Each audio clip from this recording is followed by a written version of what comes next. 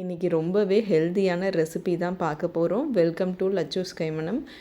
நான் வந்து ஐடியில் ஒர்க் பண்ணுறதுனால மார்னிங் உட்காந்தேன் அப்படின்னா டில் நைட் வரைக்கும் எனக்கு ஒர்க் கண்டினியூஸாக இருந்துகிட்டே இருக்கும். ஸோ நான் உட்காந்துட்டே தான் இருப்பேன்.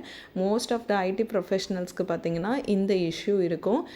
Back pain. எனக்கு வந்து ஸ்பைனல் டிஸ்க் வந்து பல்ஜியாக இருக்குது. அதனால் நான் ஃபிசியோ அண்ட் ட்ரீட்மெண்ட் எல்லாமே எடுத்துக்கிறேன். அண்ட் போஸ்ட் ப்ரெக்னன்சி பார்த்திங்கன்னா சிசேரியனாக இருந்துச்சு அப்படின்னா கண்டிப்பாக நமக்கு தேவையான நியூட்ரிஷன் சப்ளிமெண்ட்ஸ் எல்லாமே கரெக்டாக எடுத்துக்கணும்.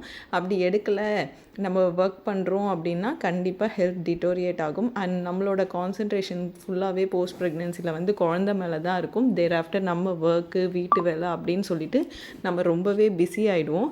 பட் இந்த மாதிரி ஏதாவது ஒரு இம்பேக்ட் நடந்த அப்புறம் பார்த்திங்கன்னா நம்ம கண்டிப்பாக ஹெல்த்தை மெயின்டைன் பண்ணணும். ஸோ நான் இப்போ ரொம்பவே காஷியஸாக மாறி என்னென்ன ஹெல்த்தியான ரெசிபீஸ் வந்து வீட்டில் பண்ணுறேன் அப்படிங்கிறத காமிக்கிறேன். ஸோ நேற்று நைட்டு பார்த்திங்கன்னா நான் சென்னாவும் பச்சை பயிரும் ஊற வச்சுருந்தேன்.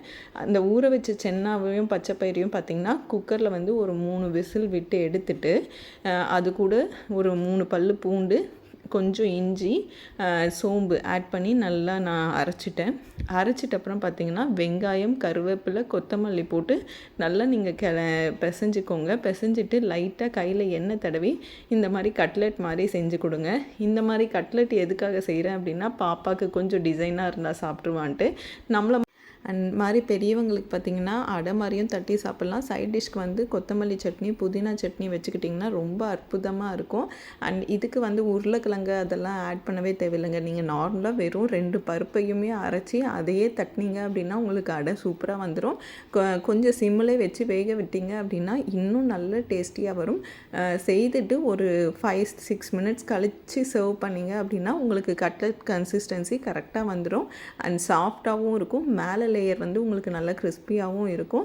அண்ட் இதில் வந்து கேஸும் பெருசாக இருக்காது. ஏன்னா நம்ம இஞ்சி பூண்டும் ஆட் பண்ணியிருக்கோம். ஸோ இந்த மாதிரி ஹெல்த்தி ரெசிபீஸை வந்து இதுக்கப்புறம் நீங்கள் லச்சூஸ் கைமணம் சேனலில் ரெகுலராக பார்க்கலாம்.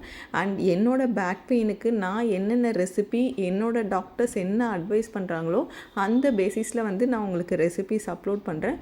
கண்டிப்பாக மிஸ் பண்ணாமல் பாருங்கள். அண்ட் இந்த வீடியோ பிடிச்சிருந்தா மறக்காமல் சப்ஸ்கிரைப் பண்ணிக்கோங்க.